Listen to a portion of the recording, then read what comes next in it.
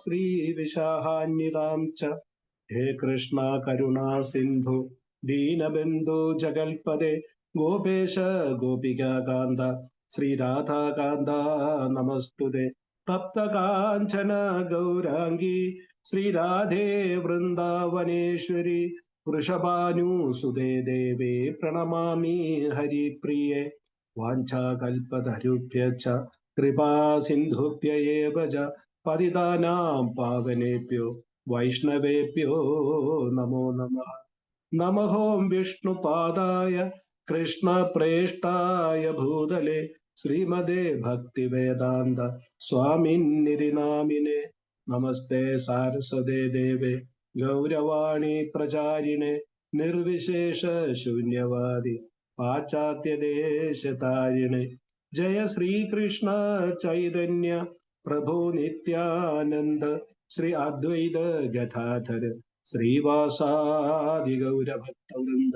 ഹരേ കൃഷ്ണ കൃഷ്ണ കൃഷ്ണ ഹരേ ഹരേ, ഹരേ രാമ രാമ രാമ ഹരേ ഹരേ.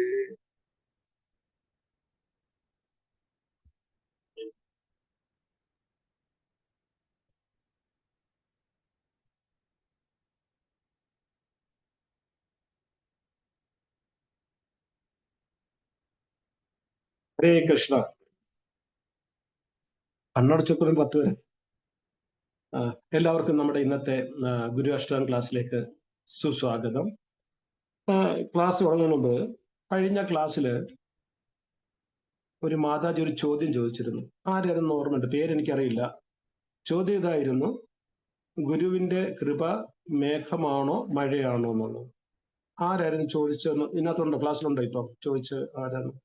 മാതാജി ഓർമ്മയുണ്ടോ? ആർക്കെങ്കിലും ആരാ ചോദിച്ചെന്ന്? ഹരേ കൃഷ്ണ.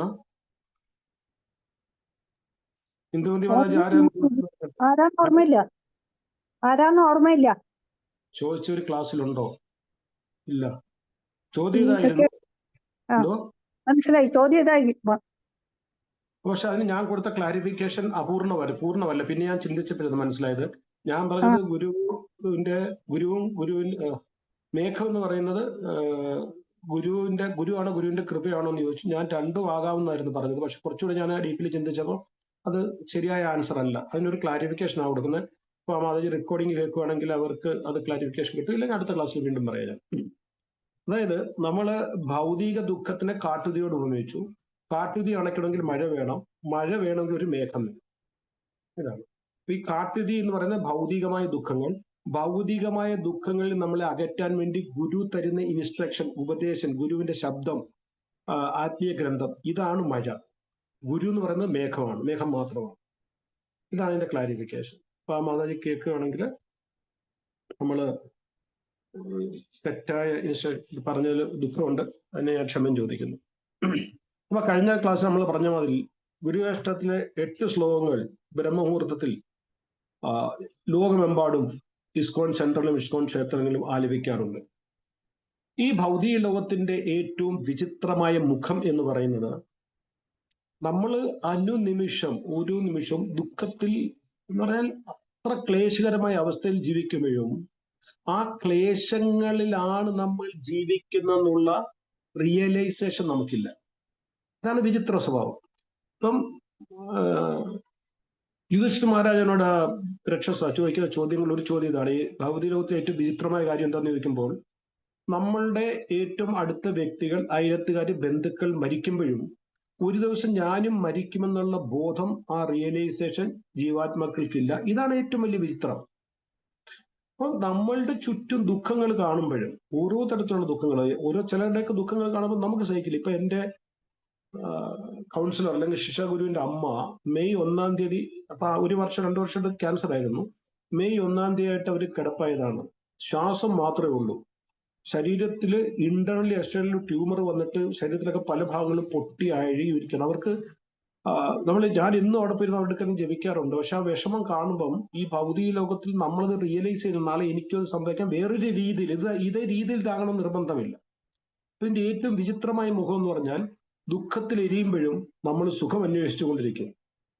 അതായത് എന്തെങ്കിലും അസുഖം വന്നാല്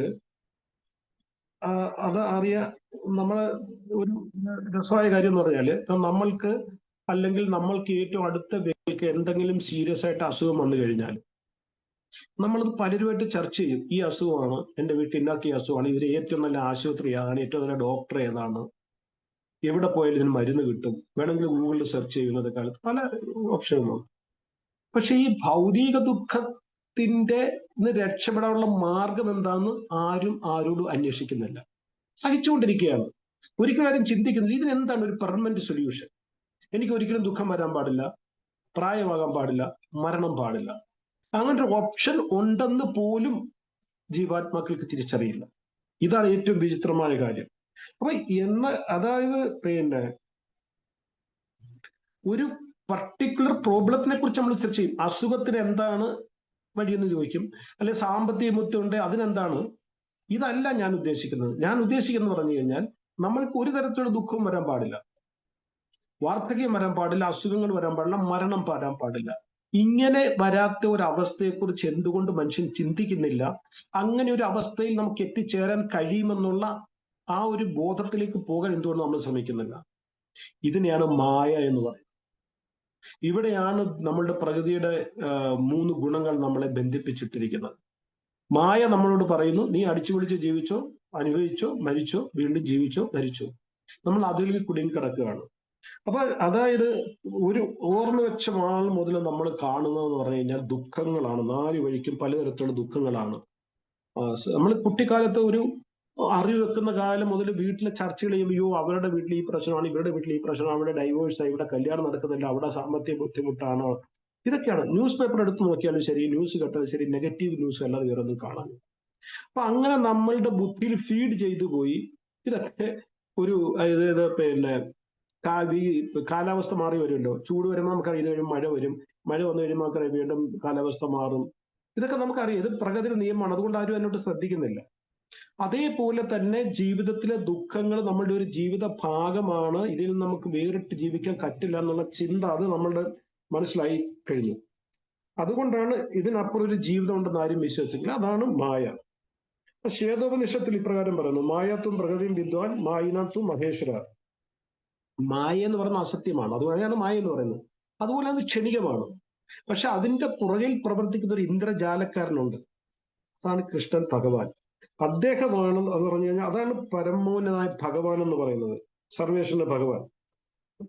വില്യമംഗലം ഠാക്കൂറിന്റെ പ്രാർത്ഥനയിൽ അദ്ദേഹം പറയുന്നുണ്ട്, സംസാരകൂപേ പതിതോത്യഘാതേ മോഹാന്തപൂർണം വിഷാവിധത്തെ കരാവലംബം മമലേഹി വിഷ്ണു ഗോവിന്ദ ദാമോദര മാധവേരി. വളരെ മനോഹരമായ എനിക്ക് ഒത്തിരി ഇഷ്ടമാണ്. അതിന്റെ മലയാളം അർത്ഥം എന്ന് പറഞ്ഞാൽ, ഹേ കൃഷ്ണ, സംസാരകൂപേ പതിതോത്യഘാതെ, ഞാൻ ഈ സംസാരകൂപത്തിൽ വീണ് കിടക്കുകയാണ്.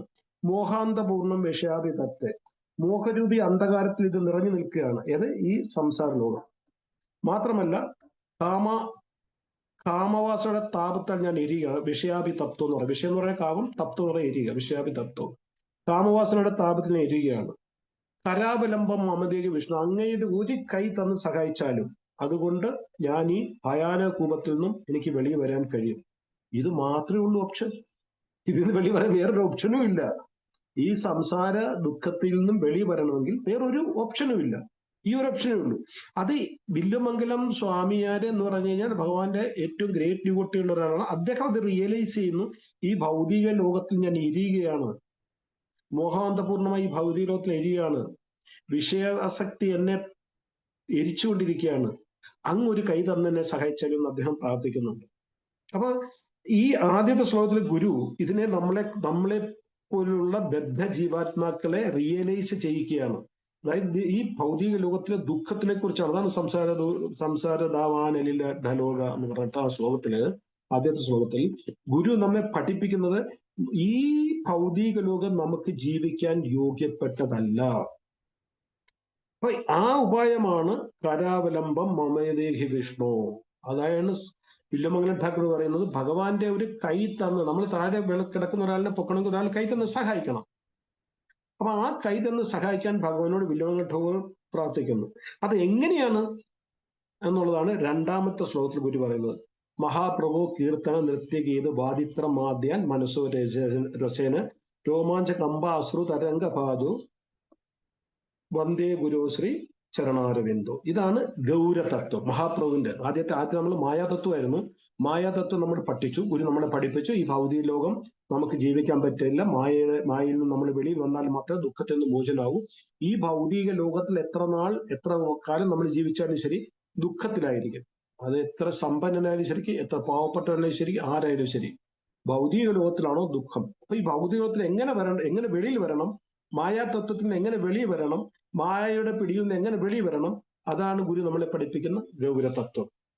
അപ്പൊ ശ്രീ ഗുരു നമുക്കായി തരുന്ന 8 രത്നങ്ങളിൽ രണ്ടാമത്തെ രത്നമാണ് മഹാപ്രഭു കീർത്തന നൃത്യഗീതം. മഹാപ്രഭു എന്ന് പറഞ്ഞാൽ ശ്രീ ചൈതന്യ മഹാപ്രഭു.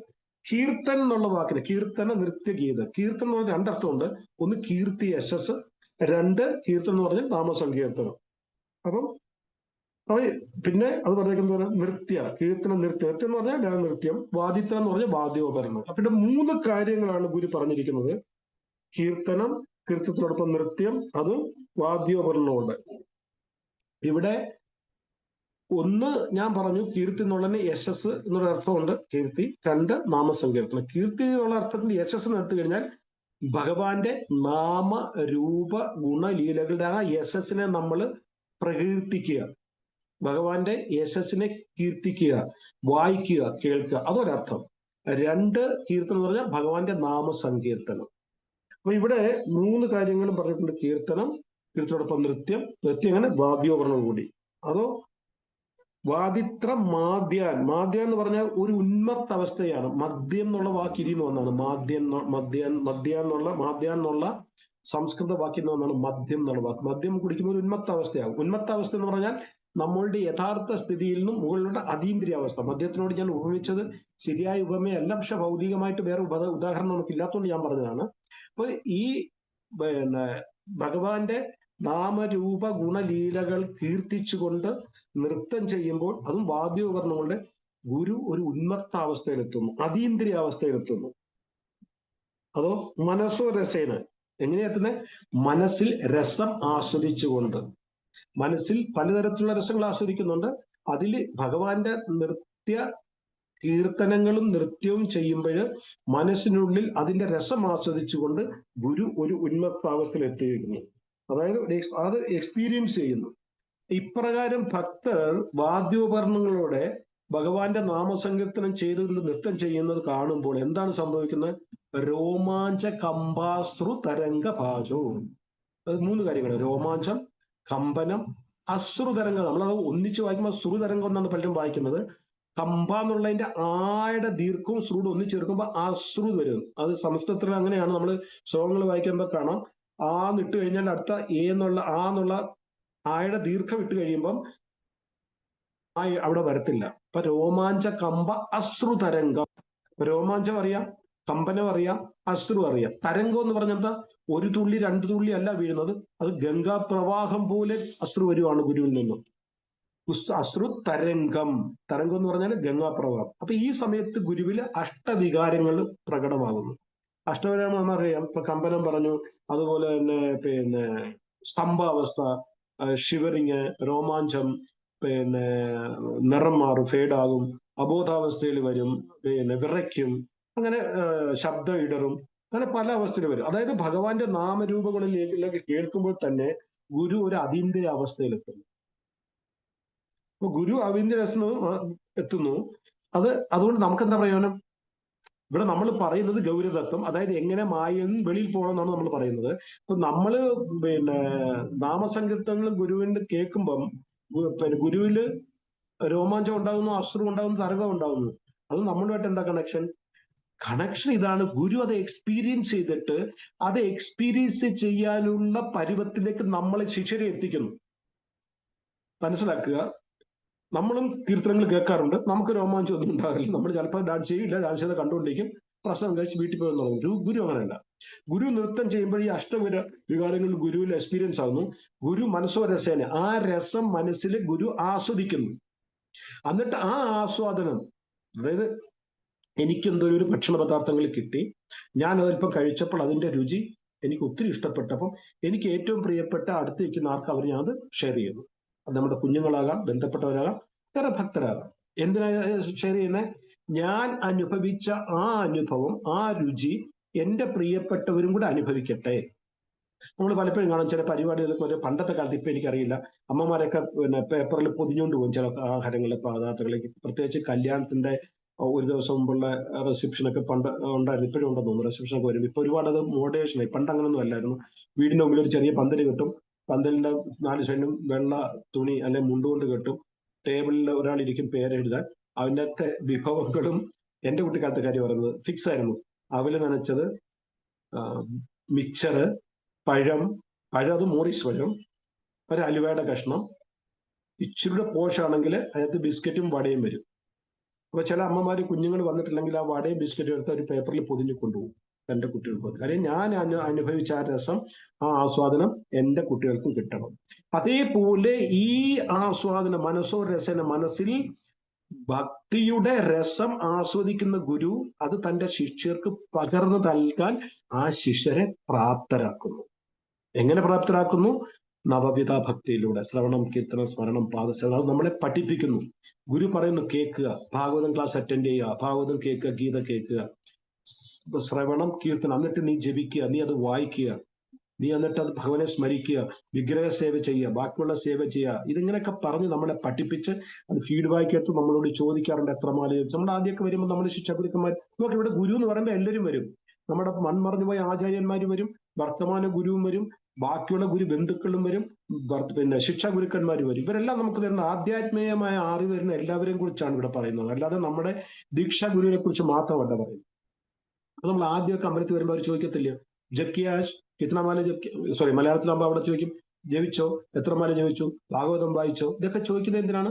നമ്മളെ പ്രാപ്തരാക്കാൻ, ആ ലെവലിൽ എത്തിക്കാൻ വേണ്ടി. ഗുരു അനുഭവിക്കുന്ന ആധ്യാത്മിക ആ രുചിയുടെ കുറച്ചെങ്കിലും നമുക്ക് കിട്ടാൻ വേണ്ടി ഗുരു നമ്മളെ പ്രാപ്തരാക്കുന്നു. അപ്പം ഗുരു തന്റെ ശിഷ്യന്മാരെ ആ അവസ്ഥയിലേക്കുന്നു. ഗുരു നമുക്ക് തരുന്ന രണ്ടാമത്തെ രത്നം, അതായത് ശ്രീ ചൈതന്യ മഹാപ്രഭുവാണെന്ന് പറഞ്ഞു. രണ്ടാമത്തെ രത്നം എന്താണ്? അതിന് കാരണം എന്തുകൊണ്ട് കൃഷ്ണനെ നേരിട്ട് തന്നില്ല? ചൈതന്യ മഹാപ്രഭുവിന് എന്തുകൊണ്ടാണ് ഗുരു തന്നത് നമുക്ക്? നമ്മൾ കൃഷ്ണ, ഇപ്പൊ എന്റെ ബ്രാഹ്മണ ദീക്ഷയുടെ ഇന്റർവ്യൂവിന് എന്നോട് ചോദിച്ച ചോദ്യം ഇതായിരുന്നു. നമ്മളെല്ലാം ഗൗഡിയ വൈഷ്ണവ സമ്മതത്തിൽ കൃഷ്ണനാണ് ആരാധിക്കേണ്ടത്, കൃഷ്ണഭക്തിയാണ്. കൃഷ്ണഭക്തിയിലൂടെ നമുക്ക് ഗോലക വൃന്ദാവനത്തിൽ എത്താൻ പറ്റത്തുള്ളൂ. പിന്നെ എന്തിനാണ് ഗൗരനിത്തായിയെ പൂജിക്കുന്നത്? എന്നോട് ചോദിച്ച ചോദ്യമായിരുന്നു. അതേ ചോദ്യം ഇപ്പൊ ഞാൻ ചോദിക്കുകയാണ്. ഗുരു നമുക്ക് തരുന്ന രണ്ടാമത്തെ രത്നം ശ്രീ ചൈതന്യ മഹാപ്രഭുവാണ്. എന്തുകൊണ്ട് ഡയറക്റ്റ് കൃഷ്ണനെ തന്നില്ല? നമുക്കത് നോക്കാം എന്താണ്. ഇസ്കോൺ ക്ഷേത്രങ്ങൾ സ്ഥാപിച്ച സമയത്ത് ശ്രീല പ്രഭുപാദ് ഒരുപാട് ഇൻസ്ട്രക്ഷൻസ് കൊടുത്തു. അതിൽ ഏറ്റവും പ്രധാനപ്പെട്ട ഒരു ഇൻസ്ട്രക്ഷൻ ആയിരുന്നു, എല്ലാ ക്ഷേത്രത്തിലും ഗൗരനിത്തായിയുടെ ഡീറ്റീസ് ഉണ്ടാകണം, വിഗ്രഹങ്ങൾ ഉണ്ടാകണം. ഗൗരനിത്തായിയെ എപ്രകാരം നമ്മൾ കൃഷ്ണനെ പൂജിക്കുന്നു അതേപോലെ ഗൗരനിത്തായി, ഗൗരാംഗ മഹാപ്രഭുവിനെ, നിത്യാനന്ദ മഹാപ്രഭുവിനെ പൂജിക്കണം. അതേപോലെ ഇൻസ്ട്രക്ഷൻ തന്നിരുന്നു. അതിന്റെ കാരണം എന്താ നോക്കാം. ജഗന്നാഥ് പണ്ഡിറ്റ് തന്റെ പ്രേമവൃത്ത് എന്ന ഗ്രന്ഥത്തിൽ പറയുന്നു, ആർക്കെങ്കിലും ശ്രീ ചൈതന്യ മഹാപ്രഭുവിന്റെ പാതാരവിന്ദങ്ങൾ അഭയം വേണമെങ്കിൽ ആദ്യം നിങ്ങൾ ചോട്ട ഹരിദാസിന്റെ കഥ കേൾക്കണം. ചോട്ട ഹരിദാസിന്റെ കഥ കേൾക്കാത്ത ആരെങ്കിലും ഉണ്ടെങ്കിൽ പറയാം, ഞാൻ 2 മിനിറ്റ് കൊണ്ട് പറയാം. എല്ലാവർക്കും അറിയാമെന്ന് എനിക്ക് തോന്നുന്നു. ആരെങ്കിലും ഉണ്ടോ ചോട്ട ഹരിദാസിന്റെ കഥ അറിയാത്തവര്? പറയണം പ്രഭുജി, പറയണം. പ്രഭു അറിയില്ല. ചോട്ട ഹരിദാസ് ഭഗവാന്റെ ഏറ്റവും വിശ്വസ്തനായ ഒരു സേവകനായിരുന്നു. അദ്ദേഹത്തിന്റെ ജോലി എന്ന് പറഞ്ഞാൽ ഓരോ വീടാന്തരം പോയിട്ട് ഭിക്ഷ യാചിച്ചുകൊണ്ട് വരുന്നത് കൊണ്ടുവന്നിട്ട് ഗോവിന്ദന് കൊടുക്കും. ഗോവിന്ദ് അത് പാചകം ചെയ്ത് ഭഗവാന് കൊടുക്കും. ഭഗവാന്റെ ഏറ്റവും പേഴ്സണൽ അസിസ്റ്റന്റ്, ആഹാരം പാചകവും പ്രസാദം കൊടുക്കുന്നതെല്ലാം ഗോവിന്ദായിരുന്നു. ചോട്ട ഹരിദാസിന്റെ ജോലി എന്ന് പറയുന്നത് വളരെ ഹൈലി എലിവേറ്റഡ് ഭക്തനാണ്. നമുക്ക് ഭഗവാന്റെ സേവ ചെയ്യണം എന്ന് പറയുമ്പോൾ അത്ര ഭഗവാനോടൊപ്പം നിന്നുകൊണ്ട് ഭഗവാന്റെ സേവ എത്ര ഉയർന്ന ഭക്തനാണെന്ന് നമുക്ക് ചിന്തിക്കാം. ഒരു ദിവസം ചോട്ട ഹരിദാസ് ഇതുപോലെ ഭിക്ഷ യാചിച്ചുകൊണ്ട് വന്നു. അരിയാകാം, വെറും എന്താകത്തില്ല, അത് ഗോവിന്ദ് പ്രസാദം ഉണ്ടാക്കി ഭഗവാന് ഓഫർ ചെയ്തു, നേരിച്ചു. ആർക്ക്? ചൈതന്യ മഹാപ്രഭുവിന്. ഭഗവാൻ അല്പം കഴിഞ്ഞ് കഴിച്ചതിന് ശേഷം ചോദിച്ചു, ഇത് ആരാ ഇത് കൊണ്ടുവന്നു ചോദിച്ചു. ഉടനെ ഗോവിന്ദ് പറഞ്ഞു, ഭഗവാനെ അത് ചോട്ട ഹരിദാസ്. ചോട്ട ഹരിദാസ് എന്ന് പറയുന്നത് നമ്മുടെ മറ്റേ ഹരിദാസുകളുണ്ട്, ഹരിദാസ് ഠാക്കൂർ ഉള്ളത് കൊണ്ടാണ് ചോട്ട ഹരിദാസ് എന്ന് പറയുന്നത്. അപ്പൊ ചോട്ട ഹരിദാസ് ആണ് വാങ്ങിച്ചെന്ന് പറഞ്ഞു. ഇനിയും അവന്റെ മുഖം എനിക്ക് കാണണ്ട, എന്റെ മുമ്പിൽ ഇനി അവൻ വരാൻ പാടില്ല. എല്ലാവരും ഞെട്ടിപ്പോയി, എന്താണ്? അപ്പൊ എന്താ സംഭവം എന്ന് ചോദിച്ചു കഴിഞ്ഞപ്പം ഒരു സ്ത്രീയുടെ വീട്ടില് ചോട്ട ഹരിദാസ് ഭിക്ഷ യാചിക്കാൻ. ആ സ്ത്രീ വളരെ സുന്ദരിയായിരുന്നു. ആ സ്ത്രീ ഭിക്ഷ യാചിച്ചപ്പോൾ ഒരു സെക്കൻഡ് നേരത്തേക്ക്, ഏതാനും സെക്കൻഡ് നേരത്തേക്ക് ആ സ്ത്രീയുടെ ശരീരത്തിനോട് അല്ലെങ്കിൽ സൗന്ദര്യത്തിനോട് ചോട്ട ഹരിദാസിന്റെ അഭിനിവേശം തോന്നി, ഒരു ഇഷ്ടം തോന്നി. ഏതാനും സെക്കൻഡുകൾ മാത്രം. അത് കഴിഞ്ഞപ്പോ ചോട്ട ഹരിദാസ് തന്നെ കളഞ്ഞു മനസ്സിൽ നിന്ന്. അപ്പൊ ആദ്യം എല്ലാവരും വിചാരിച്ചത് ഭഗവാൻ ദേഷ്യം കൊണ്ട് പറഞ്ഞതായിരിക്കും, പിന്നെ മനസ്സ് മാറുമെന്ന്. പക്ഷെ ഭഗവാൻ ഒരു പ്രാവശ്യം ഇതുകൊണ്ട് ചോട്ട ഹരിദാസിനെ സ്വന്തമായിട്ട് ഭഗവാന്റെ മുമ്പിൽ പോകാനോ വേറെ ആർക്കെങ്കിലും കൊണ്ടുപോകാനുള്ള ധൈര്യമില്ലായിരുന്നു. കശാൻ ഭഗവാനല്ലേ പറഞ്ഞേക്കുന്നത്. അപ്പം കുറെ ദിവസങ്ങൾക്ക് ശേഷം ഓരോ ഭക്തർ എന്നിട്ട് റെക്കമെൻഡ് ചെയ്യാൻ തുടങ്ങി. ഏറ്റവും അടുത്ത പാർഷദൊക്കെ ചെന്നിട്ട് ഭഗവാൻ റെക്കമെൻഡ് ചെയ്യാതെ ചോട്ട ഹരിദാസിന് ഒത്തിരി വിഷമമുണ്ട്, എങ്ങനെയെങ്കിലും ഭഗവാൻ പറ്റത്തില്ലെന്ന് പറഞ്ഞു. അങ്ങനെ വളരെ വളരെ വളരെ പ്രഷർ കൂടിയപ്പോ ഭഗവാൻ പറഞ്ഞു, ഇനിയും എന്നെ നിങ്ങൾ നിർബന്ധിച്ചാൽ ഞാൻ ജഗന്നാഥ് പുരി വിട്ടുവിടുന്ന് പോകും, പിന്നെ ഇങ്ങോട്ട് വരില്ലെന്ന്. അപ്പൊ എല്ലാവരും പേടിച്ചുപോയി. കാര്യം ഭഗവാന്റെ വാക്കുകളാണ്. ഭഗവാൻ പറഞ്ഞു, ഇനി എന്നെ നിർബന്ധം, അതായത് ചോട്ട ഹരിദാസിന് എന്റെ മുമ്പിൽ വരണമെങ്കിൽ എന്നെ കാണണമെന്ന് നിങ്ങൾ നിർബന്ധിച്ചു കഴിഞ്ഞാൽ ഞാൻ ജഗന്നാഥ് പുരി വിട്ടുപോകും, പിന്നെ ഇനി ഒരിക്കലും ഇവിടേക്ക് വരില്ലാന്നോ. അപ്പൊ എല്ലാവർക്കും ഭയങ്കര വിഷമമായി. പിന്നെ ഇനി ഒന്നും രക്ഷയില്ല. അങ്ങനെ ഒരു വർഷം ചോട്ട ഹരിദാസ് കാത്തിരുന്നു. ഒരു വർഷത്തിന് ശേഷം ജഗന്നാഥ് പുരി വിട്ട് ചോട്ട ഹരിദാസ് വളരെ വിഷമിത്തു. അതായത് അദ്ദേഹത്തിന്റെ ദുഃഖം ആർക്കും പറഞ്ഞറിയിക്കാൻ പറ്റത്തില്ല, ആർക്കും അറിയില്ല അദ്ദേഹത്തിന്റെ ദുഃഖം. കാരണം ഒരു പാപം ചെയ്തിട്ടില്ല, ഒരു നിമിഷ നേരത്തേക്ക് മനസ്സിൽ വന്ന ഒരു കളങ്കം, ഒരു തെറ്റായിപ്പോയത്. അദ്ദേഹം അവിടുന്ന് മാനസികമായിട്ട് തകർന്നിട്ട് പ്രയാഗ്രാജിൽ പോയിട്ട് കഴുത്തിൽ കല്ല് ചെട്ടി ത്രിവേണി സംഗമത്തിൽ ആത്മഹത്യ ചെയ്തു. കുറെ നാളുകൾക്ക് ശേഷമാണ് ഈ വാർത്ത ജഗന്നാഥ് പുരി വരുന്നത്. ജഗന്നാഥ് പുരിയിൽ ഈ വാർത്ത വന്നു കഴിഞ്ഞപ്പം ചൈതന്യ മഹാപ്രഭുവിലേക്ക് ചെന്ന് അദ്ദേഹത്തിന്റെ പാർശ്വധാരോ ഗോവിന്ദാരണ്ട് ചെന്ന് പറഞ്ഞു, ഇതുപോലെ ചോട്ട ഹരിദാസ് പ്രയാഗരാജിൽ ആത്മഹത്യ എന്ന് പറഞ്ഞു. ശരിയാണ്, അവൻ ആ ശിക്ഷയാണ് വേണ്ടതെന്ന് പറഞ്ഞു. ഭഗവാന്റെ മനസ്സലിഞ്ഞില്ല. പക്ഷേ രസം എന്ന് പറഞ്ഞു കഴിഞ്ഞാല് ഇതിലൂടെ ഭഗവാൻ നമ്മളെ പഠിപ്പിക്കുകയായിരുന്നു, കാമ ആവേശം മനുഷ്യന് പാടില്ല, അത് പഠിപ്പിക്കുകയായിരുന്നു. ചോട്ട ഹരിദാസ് എന്ത് സംഭവിച്ചു? അദ്ദേഹത്തിന് ഗന്ധർവ യോനിയാണ് കിട്ടിയത്. ഗന്ധർവനായി. ആത്മഹത്യ ചെയ്താൽ തീർച്ചയായിട്ടും നരകത്തിൽ പോകേണ്ടതാണ്. പക്ഷെ അദ്ദേഹം ഭഗവാന്റെ ഭക്തനായതുകൊണ്ട് ഭഗവാന്റെ കൃപാവശ് ഗന്ധർവ യോനി കൊടുത്തു. ഗന്ധർവനായി എന്നും രാത്രിയില് കടൽപ്പുറത്ത് വന്നിരുന്നിട്ട് ഭഗവാനോട്, അതായത് ചൈതന്യ മഹാപ്രഭുവിന്റെ കൃഷ്ണ കീർത്തനങ്ങൾ ചൊല്ലി കേൾപ്പിക്കുകയാണ്. കാര്യം ഗന്ധർവ്വം അറിയാം, നമ്മളെല്ലാം ഗാനഗന്ധർവന്മാരിൽ ഗാനങ്ങൾ നല്ലോണം ആലപിക്കുന്നതാണ്. എന്നും രാത്രിയിൽ ആരും അറിയാതെ ചൈതന്യ മഹാപ്രഭു അവിടെ പോയിരുന്ന അദ്ദേഹത്തിന്റെ കീർത്തനങ്ങൾ കേൾക്കുമായിരുന്നു. മരിച്ച അന്ന് മുതൽ, ആത്മഹത്യ ചെയ്ത അന്ന് മുതൽ. ഇവിടെ ഇവരൊക്കെ അറിഞ്ഞത് മാസങ്ങളും വർഷങ്ങളും കഴിഞ്ഞാണ് അറിഞ്ഞത് ചോട്ട ഹരിദാസ് ആത്മഹത്യ ചെയ്യുന്നത്. പക്ഷെ ഭഗവാൻ അറിയായിരുന്നു, ഭഗവാൻ എന്നും ഹരിദാസിന്റെ കീർത്തനങ്ങൾ കേൾക്കാൻ പോകുമായിരുന്നു. അപ്പം അതായത് എന്തുകൊണ്ടെന്നാൽ ഇത് എന്തുകൊണ്ട് എന്തിന് ഞാൻ ഇപ്പൊ ഹരിദാസിന്റെ ഉദാഹരണം പറഞ്ഞെന്ന് പറയാം. അതിനു മുമ്പ് ചൈതന്യ മഹാപ്രഭുവിനെ കുറിച്ച് നമ്മൾ അറിയണം. അല്ലെങ്കിൽ ഈ എന്താ പറയുന്നത്, ചോട്ട ഹരിദാസിനെ കുറിച്ച് കേൾക്കണമെന്ന് ജഗന്നാഥ് പണ്ഡിറ്റ് പ്രേമതീർത്ഥം എന്ന് പറഞ്ഞ ഗ്രന്ഥത്തിൽ പറയാനുള്ള കാരണം എന്ന് പറഞ്ഞു കഴിഞ്ഞാൽ കാമി വ്യക്തികൾക്കും വൈഷ്ണവ അപരാധികൾക്കും ഒരിക്കലും ചൈതന്യ മഹാപ്രഭുവിന്റെ പാതാരബിന്ദുകളിൽ അഭയം ലഭിക്കില്ല. ഇതൊന്ന് കണക്ട് ചെയ്യണം. അതായത് ചൈതന്യ മഹാപ്രഭുവിന്റെ കൃപയില്ലാതെ, ചൈതന്യ മഹാപ്രഭുവിലൂടെ അല്ലാതെ നമുക്ക് ചൈതന്യ മഹാപ്രഭുവിന്റെ അഭയം, പാതാരബിന്ദുകൾ അഭയം ലഭിക്കണമെന്നുണ്ടെങ്കിൽ നമുക്ക് ഈ രണ്ട് കാര്യങ്ങൾ, വൈഷ്ണവരാധവും പാടില്ല, കാമാസക്തിയും പാടില്ല. അതുകൊണ്ടാണ് ഞാൻ ഈ ഉദാഹരണം പറഞ്ഞത്. അപ്പം കാമ വ്യക്തികൾക്കും വൈഷ്ണവരാധികൾക്കും ചൈതന്യ മഹാപ്രഭുവിന്റെ പാതാരബിന്ദുകളിൽ അഭയം ലഭിക്കില്ല. തന്റെ ഏറ്റവും അടുത്ത പാർശ്വത ഒരു നിസാര തെറ്റ് ചെയ്തിട്ട് പോലും അദ്ദേഹം ക്ഷമിച്ചില്ലെങ്കിൽ അത് നമ്മളെ പഠിപ്പിക്കുന്ന പാഠം എന്ന് പറഞ്ഞു കഴിഞ്ഞാൽ നമ്മൾ എത്രമാത്രം എന്താ പറയുക, അലർട്ടായിരിക്കണം. നമുക്ക് എല്ലാത്തിനും രണ്ടു വശങ്ങളുണ്ട്. നമ്മൾ പറയുന്നത് പുക വലിക്കുന്നവർക്ക് ലങ്സ് ക്യാൻസർ വരുമെന്ന്. അപ്പൊ പുക വലിക്കാത്ത ഒരാൾക്ക് ലങ്സ് ക്യാൻസർ വന്നാൽ എന്തായിരിക്കും അതിന്റെ അഭിപ്രായം? അപ്പൊ ചില പുക വലിച്ചാലും വലിച്ചില്ലേലും വരും, പിന്നെ വലിക്കുന്നത് എന്താണ്? പക്ഷെ അതല്ല, പുക വലിക്കാത്ത ഒരാൾക്ക് ലങ്സ് ക്യാൻസർ വരുവാണെങ്കിൽ പുക വലിക്കുന്ന ഒരാൾക്ക് എത്രമാത്രം, അതിന്റെ എത്രയോ ഇരട്ടി ചാൻസ് ആയിരിക്കും. അതേപോലെ തന്നെ ഭഗവാന്റെ ഏറ്റവും അടുത്ത ഒരു പാർശ്വത്ത് ഒരു ചെറിയ തെറ്റ് ചെയ്തപ്പോൾ മനസ്സുകൊണ്ട്, ശാരീരികമായിട്ടില്ല, മനസ്സുകൊണ്ട് തെറ്റ് ചെയ്തിട്ട് ഭഗവാൻ ക്ഷമിച്ചില്ലെങ്കിൽ നമ്മളെ പോലുള്ള ബദ്ധജീവാത്മാക്കൾ ശാരീരികമായിട്ട് തെറ്റ് ചെയ്തു കഴിഞ്ഞാൽ ഭഗവാൻ എത്രമാത്രം നമ്മളെ തള്ളിക്കളയുമെന്നുള്ളതിന്റെ ഒരു ഉദാഹരണം പറയാൻ വേണ്ടിയാണ് വന്നത്. അതായത് നമുക്ക് രാമായണത്തിൽ സുഗ്രീവ് സുഗ്രീവും ഭഗവാനുമായിട്ടുള്ള എഗ്രിമെന്റ് എന്തായിരുന്നു? ചാതുർമാസം കഴിഞ്ഞതിന് ശേഷം സുഗ്രീവൻ വന്നിട്ട് സീതയെ അന്വേഷിക്കാൻ വേണ്ടി ഭഗവാനെ ഹെൽപ്പ് ചെയ്യാവുന്നു, അതായത് ബാലിയെ കൊന്നതിന് പകരമായിട്ട്. പക്ഷെ ചാതുർമാസം കഴിഞ്ഞിട്ടും സുഗ്രീവൻ അതൊക്കെ മറന്നുപോയി. സുഗ്രീവൻ അവിടെ ഭാര്യയായിട്ടും ഒക്കെ അടിച്ചു പൊളിച്ച് കളയുകയായിരുന്നു. ലക്ഷ്മണൻ ചെന്ന് ഏത് സമയത്ത് സുഗ്രീവനോട് പറഞ്ഞു, ഓർമ്മിപ്പിച്ചു, ആ നിമിഷം സുഗ്രീവൻ വീട് വിട്ടിറങ്ങി. അതിന്റെ എല്ലാ ഭൗതികമായ ആഗ്രഹങ്ങളും ആവശ്യങ്ങളും ഉപേക്ഷിച്ചിട്ട് രാമപാദ സേവയ്ക്ക് വേണ്ടി സുഗ്രീവൻ ഇറങ്ങി. അപ്പൊ ഇവിടെ ലക്ഷ്മൺ എന്ന് പറഞ്ഞ ഗുരുതത്വമാണ്. ലക്ഷ്മണനാണ് ഇവിടെ നിത്യാനന്ദ പ്രഭുവായിട്ട് വന്നത്. അപ്പൊ നിത്യാനന്ദ പ്രഭുവിന്റെ പാതാരവിന്ദങ്ങളിൽ അഭയം പ്രാപിച്ചാൽ മാത്രമേ നമുക്ക് ചൈതന്യ മഹാപ്രഭുവിൽ എത്താൻ പറ്റൂ. അതിനാണ് ഞാൻ ഇത്രയും കാര്യങ്ങൾ പറഞ്ഞത്. അതായത് ലക്ഷ്മണനാണ് നിത്യാനന്ദ പ്രഭുവായിട്ട് വന്നിരിക്കുന്നത്. ബൽറാം എന്ന് പറയുന്നത് നിത്യാനന്ദ പ്രഭുവാണ്, ലക്ഷ്മൺ എന്ന് പറയുന്നത് നിത്യാനന്ദ പ്രഭുവാണ്. നിത്യാനന്ദ പ്രഭുവിന്റെ കൃപയില്ലാതെ നമുക്ക് ചൈതന്യ മഹാപ്രഭുവിൽ എത്താൻ പറ്റത്തില്ല. നിത്യാനന്ദ പ്രഭുവിൽ നിന്നാണ് നമ്മളുടെ ഗുരുതത്വം തുടങ്ങുന്നത്. അപ്പൊ ഗുരുതത്വത്തിനെ നമ്മൾ അഭയം പ്രാപിക്കണം. അതുകൊണ്ടാണ് ഇത്തം പറഞ്ഞത്. അപ്പൊ ഗുരുതത്വത്തെ നിത്യാനന്ദ പ്രഭു പ്രതിനിധാനം ചെയ്യുന്നു. അത് ഈ ചൈതന്യ മഹാപ്രഭു ആണെങ്കിലും നിത്യാനന്ദ പ്രഭു ആണെങ്കിലും ഏറ്റവും കരുണ അവതാരങ്ങളാണ് രണ്ടുപേരും.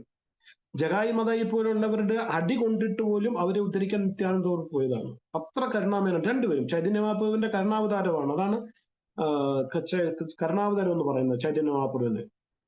അപ്പം പക്ഷെ കരുണാവതാരനാണെങ്കിലും ശരി, നിത്യാനന്ദ പ്രഭുവിന്റെ കൃപയില്ലാതെ നമുക്ക് ചൈതന്യ മഹാപ്രഭുവിന്റെ അടുക്കൽ എത്താൻ പറ്റില്ല. അപ്പൊ നമ്മൾക്കും പലതരത്തിലുള്ള കാമവാസനയുണ്ട്. അപ്പൊ വൈഷ്ണവ അപരാധത്തിൽ നമ്മൾ മുങ്ങിക്കിടക്കുകയാണ്, കാമവാസനയിൽ മുങ്ങിക്കിടക്കുന്നു. അപ്പോൾ നമ്മളെ ഈ സംസാര രൂപത്തിൽ നിന്ന് ആര് രക്ഷിക്കും? ചോദ്യം അതാണ്. ഈ സംസാര രൂപത്തിൽ നിന്ന് ആര് രക്ഷിക്കും? തീർച്ചയായും ചൈതന്യ മഹാപ്രഭു രക്ഷിക്കും.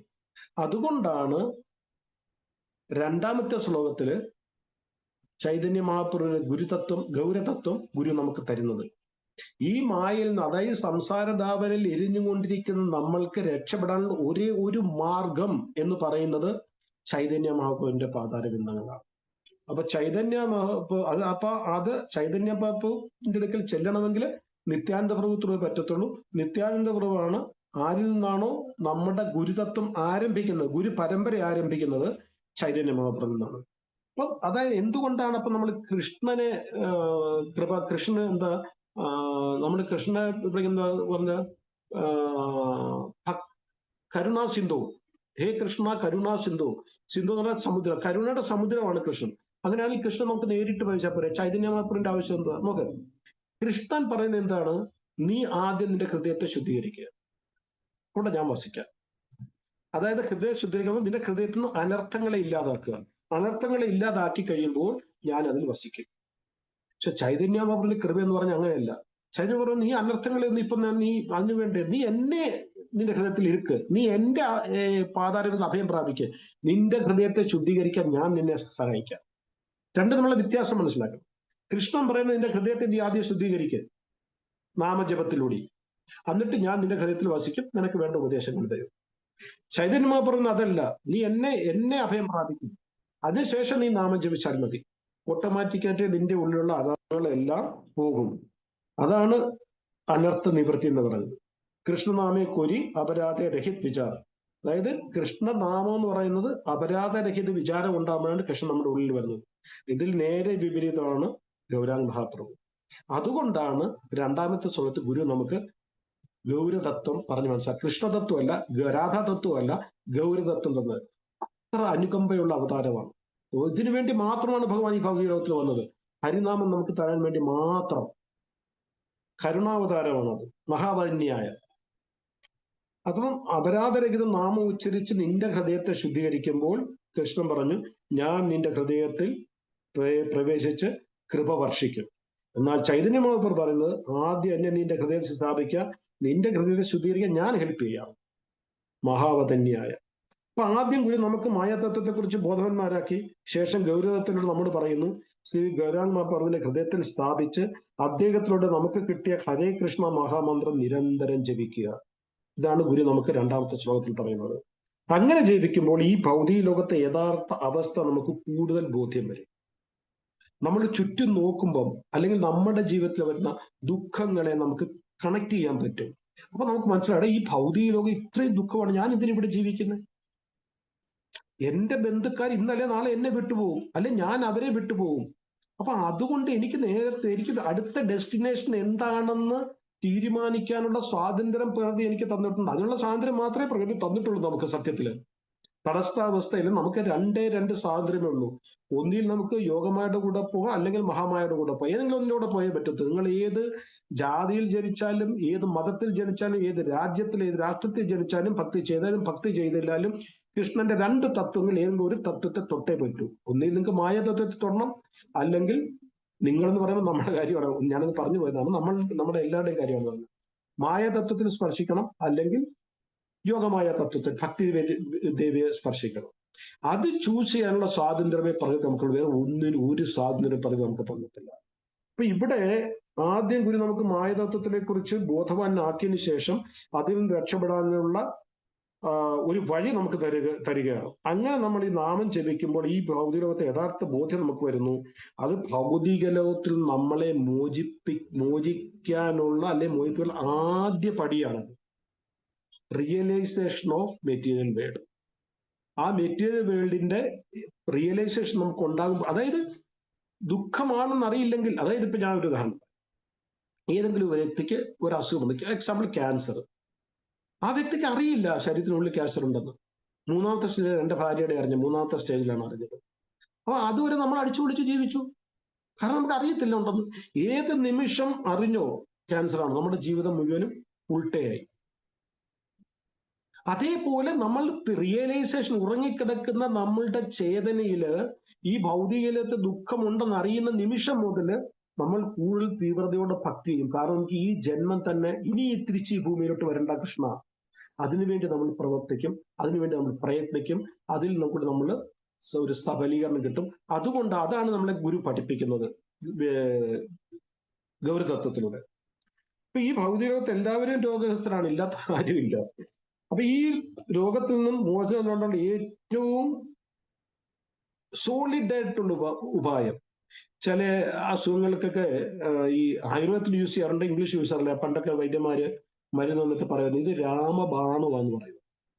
കാരണം രാമബാണു ഒരിക്കലും ലക്ഷ്യം തെറ്റത്തില്ല. ഇപ്പൊ ചില മരുന്ന് വന്നിട്ട് അവർ പറഞ്ഞു ഇത് രാമബാണു എന്ന് പറഞ്ഞു, അതിന്റെ അർത്ഥം അത് ലക്ഷ്യം തെറ്റത്തില്ല. അതേപോലെ ഈ ഭൗതിക ലോകത്തിലെ രോഗഗ്രസ്തരായ നമുക്കുള്ള ഒരേ ഒരു ഔഷധം, ഏറ്റവും എളുപ്പത്തിൽ നമുക്ക് കഴിക്കാൻ പറ്റുന്ന ഔഷധം, ഏറ്റവും എളുപ്പം നമ്മളുടെ രോഗത്തെ ഇല്ലാതാക്കുന്ന ഔഷധം എന്ന് പറഞ്ഞാൽ നാമജപമാണ്. വേറെ അഷ്ടാംഗ യോഗമുണ്ട്, ജ്ഞാനയോഗമുണ്ട്, കർമ്മയോഗമുണ്ട്, അതൊക്കെ ഉണ്ട്. പക്ഷെ അത് ഒരുപാട് സമയമെടുക്കും. ഒരുപാട് സമയം എന്ന് പറഞ്ഞാൽ ഒരുപാട് ജന്മങ്ങളെടുക്കും. പലതും ചെയ്യാൻ ബുദ്ധിമുട്ടുള്ളതാണ്. ഭക്തിയോഗം സിമ്പിളാണ്. ഏത് സമയത്ത് എവിടെയും എന്ത് ചെയ്യുമ്പോഴും ഹരിനാമം ജപിച്ചുകൊണ്ട് ചെയ്യാം. അതാണ് നമുക്ക് ഗുരു തരുന്നത്. ഇപ്പൊ ഈ മരുന്ന് നമുക്ക് പറഞ്ഞു തരാൻ വേണ്ടി മാത്രമാണ് ചൈതന്യ മഹാപ്രഭു ഈ ഭൗതിക ലോകത്തിൽ വന്നത്. അതായത് നിങ്ങൾ ഈ അസുഖമാണ് നിങ്ങൾക്കുള്ളത്, ഈ അസുഖത്തിന് ഒരേ ഒരു മരുന്ന് ഇതാണ്, അത് പറയാൻ വേണ്ടി മാത്രം ചൈതന്യ മഹാപ്രഭു വന്നു. അതുകൊണ്ടാണ് മഹാവദന്യായ ചൈതന്യ ചരിതാമൃത് അന്ത്യലിയില് 12.1 ഒരു ശ്ലോകമുണ്ട്. ശ്രുയതാം നിത്യം ഗീയതാം ഗീയതാം നിത്യം ചിന്തയതം ഭക്താസ് ചൈതന്യ ചരിതാമൃതം. അതിന്റെ മലയാള അർത്ഥം എന്ന് പറഞ്ഞാല് ശ്രുയതാം നിത്യം, നമ്മള് അല്ലയോ ഭക്തരെ ശ്രീ ചൈതന്യ മഹാപ്രഭുവിന്റെ അതീന്ദ്രിയ ജീവിതവും ലീലകളും എപ്പോഴും കേൾക്കണം. ഗീയതാം നിത്യം വായിക്കണം. ചിന്തയതാം ഭക്തിപൂർവ്വം ധ്യാനിക്കുകയും ചെയ്യട്ടെ. അങ്ങനെ ചെയ്തു കഴിഞ്ഞാൽ നമ്മൾക്ക് ഈ ഭൗതിക ലോകത്തിൽ നിന്നും മുക്തി നേടാൻ പറ്റുമെന്ന് നമ്മളെ പറഞ്ഞു മനസ്സിലാക്കുന്നത്, നമ്മളെ ആ വഴിക്ക് നയിക്കുന്നതാണ് നമ്മളുടെ ആധ്യാത്മിക ഗുരു. ഹരേ കൃഷ്ണ കൃഷ്ണ കൃഷ്ണ ഹരേ ഹരേ ഹരേ രാമ രാമ രാമ ഹരേ ഹരേ. ആർക്കെങ്കിലും എന്തെങ്കിലും ചോദിക്കാനോ പറയാനുണ്ടെങ്കിൽ ചോദിക്കാം.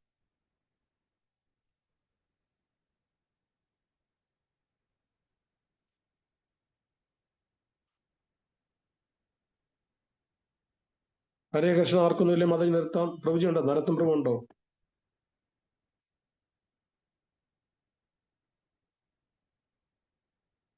ഹരേ കൃഷ്ണ. ഇന്ദുമതി മാതാജി ഹരേ കൃഷ്ണ. പറയാൻ ചോദിക്കാണ്. ഹരേ കൃഷ്ണ മാതാജി, കേക്കാവോ ഞാൻ പറയുന്നത്? കേൾക്കാം പ്രഭു. കേൾക്കാം. ഞാൻ പറഞ്ഞ് നിർത്താം നമുക്കിവിടെ. നരോത്തം പ്രഭു ഇല്ലാന്ന് തോന്നുന്നു. ഹരേ കൃഷ്ണ പ്രഭു, ഒരു മിനിറ്റ്. പറഞ്ഞു. ഹരേ കൃഷ്ണ പ്രഭു, പ്രണാമം. പ്രഭു വില്ലമംഗലം സാമ്യർക്ക് റിയലൈസേഷൻ ചെയ്താത് പറഞ്ഞ ഒരു ശ്ലോകം അതിനോട് കണക്ട് ചെയ്തിട്ട് പറഞ്ഞല്ലോ. അതെ, അത് ഏതാണത്? പ്രാർത്ഥനയാണത്. ആരുടെ? വില്ലുമംഗലം സ്വാമിയുടെ പ്രാർത്ഥനയാണ്. സംസാര പതിതോത്യകാതെ മോഹാന്തപൂർണ്ണം വിഷയാഭിതപ്തെ കരാവലംബം മമദേഹി വിഷ്ണു ഗോവിന്ദ ദാമോദര മാധവേദി. ഗോവിന്ദ ദാമോദരം അത് 71 ശ്ലോകം കണ്ടത്. ഗോവിന്ദ ദാമോദര മാധവേദി 71 ശ്ലോകത്തില് 15ാമത്തെ ശ്ലോകം കണ്ട ഇത്. എന്താ മാധവ് ചോദിച്ചേ? വേണോ? അല്ല, പ്രഭു അത് പറഞ്ഞല്ലോ. അത് പ്രഭുവിനും വളരെയധികം ഇത് ചെയ്തിട്ടുണ്ട്. ഈ ഭൗതിക ലോകത്തില് നമുക്ക് ജീവിക്കാനുള്ള അർഹത അത് എന്തുമാത്രം ഉണ്ട് എന്നുള്ളത് റിയലൈസ് ചെയ്യുന്ന ഒരു ശ്ലോകമാണെന്ന് പറഞ്ഞില്ലേ. അത് മാധവേദി ശ്ലോകത്തിലെ 15ാമത്തെ ആണെന്ന് എനിക്ക് തോന്നുന്നു. പിന്നെ ശ്ലോകമാണിത്. സംസാര ഗോപേ മോഹാന്തപൂർണ്ണം വിഷയാഭിതപ്തെ കരാവലംബം മമദേഹി വിഷ്ണു ഗോവിന്ദ ദാമോദര മാധവേദി. 71 ശ്ലോകമാണ് മൊത്തം അതിനകത്തുള്ളത്. ഒരു കൈ എനിക്ക് തരാന്ന് പറഞ്ഞിട്ടല്ലേ അത്? അത് തന്നെ. ഒരു കൈ തന്നെ എന്നെ സഹായിച്ചാലും രക്ഷിച്ചാലും അത് മാത്രമേ എനിക്ക് വഴിയുള്ളൂ. ഞാൻ ഈ സംസാരരൂപമാകുന്ന അന്ധരൂപമാകുന്ന മോഹം നിറഞ്ഞ അന്ധകാരം നിറഞ്ഞ ഞാൻ തപിച്ചുകൊണ്ട് എരിഞ്ഞുകൊണ്ടിരിക്കുകയാണ്.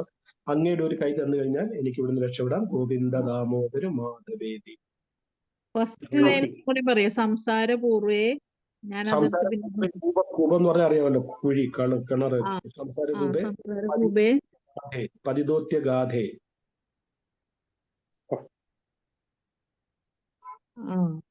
മോഹാന്തപൂർണം വിഷയാഭിതപ്തെ. മോഹാന്തപൂർണം, പൂർണ്ണം മോഹത്തിൽ നിറഞ്ഞു കിടക്കാണ്. വിഷയാഭിതപ്തി എന്ന് പറഞ്ഞാൽ വിഷയം, ആസക്തി, ഭൗതികമായ ആസക്തി, വിഷയാസക്തി, കാമാസക്തി. തപ്തെ തപിച്ചുകൊണ്ടിരിക്കുകയാണ്. കരാവലംബം മമദേഹി വിഷ്ണു. കരാവലംബം മമ എന്റെ ഒരു കൈ തന്ന്. കരാവലംബം മമദേഹി വിഷ്ണു.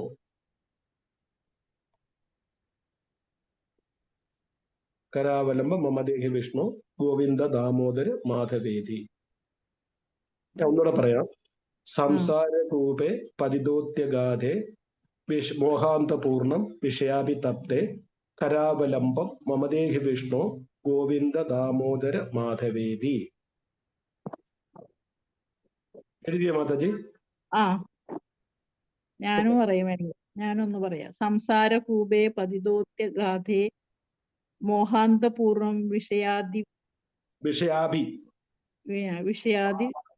തപ്തേ കരാവലംബം മമദേഹി വിഷ്ണു ഗോവിന്ദ ദാമോദര മാധവേദി. ഇത് എന്നും ഒരു പേരോട് പാടിക്കഴിഞ്ഞു കഴിഞ്ഞാല് നമുക്ക് പെട്ടെന്ന് കുറെ ദിവസം കൊണ്ട് നമുക്ക് മനസ്സിലാവും. എന്നും വായിച്ചാൽ മതി. ഹരേ കൃഷ്ണ പ്രഭു. ഹരേ കൃഷ്ണ. ഹരേ കൃഷ്ണ പ്രഭു. വിഷയാഭി എന്നുള്ള ആ ഭായ ഉണ്ടല്ലോ, ഇതാണ് എന്താ ഭരണിയുടെ ഭായില്ലേ? മനസ്സിലായി. ഭരണിയ. പ്രഭു നമുക്ക് നിർത്താം. പ്രഭു നിർത്താം. വേറെന്ത് പറയാം? അടുത്ത നമുക്ക് വിഗ്രഹതത്വമാണ് അടുത്ത ക്ലാസ്സിൽ. അടുത്ത ഏതാ തത്വം? വിഗ്രഹതത്വം. വിഘ്നതത്വം. ഗൗരതത്വമാണ് അല്ലേ ഇപ്പൊ പറഞ്ഞത്? ഇത് ഗുരുതത്വമാണ് ഇപ്പൊ ഈ പറഞ്ഞത്. ഇത് ഗൗരതത്വം. വാഞ്ചാകൽപതരുഭ്യശ്ച കൃപാസിതാനാം പാവനേഭ്യോ വൈഷ്ണവേഭ്യോ നമോ നമഃ. അനന്തകോടി വൈഷ്ണവവൃന്ദയ്ക്ക് ജയ്. ശ്രീല പ്രഭുപാദയ്ക്ക് ജയ്. Hare Krishna. Thank you. Hare Krishna. Thank you very much. Hare Krishna.